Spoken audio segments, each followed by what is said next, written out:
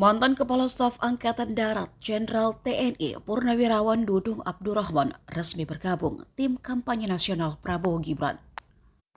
Selain Dudung, Kepala Badan Nasional Penanggulangan Terorisme BNPT Komjen Pol Purnawirawan Boy Rafli Amar juga gabung ke pasangan Capres dan Cawapres nomor urut 2.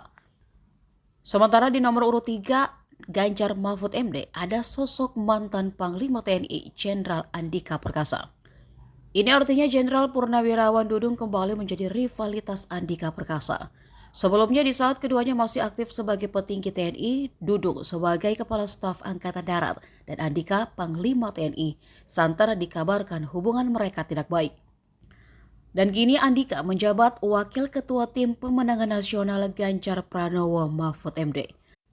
Dikutip dari Warta Kota, Dudung dan Boy Rafli hadir mendampingi Prabowo di acara Daru Bersalawat 1000 Ulama Sejuta Santri di Serang, Banten, Sabtu 27 Januari. Pada kesempatan tersebut, Dudung yang merupakan pensiunan perwira tinggi TNI Angkatan Darat itu mengajak masyarakat Banten untuk dapat mendukung paslon nomor urut 2 Prabowo Gibran.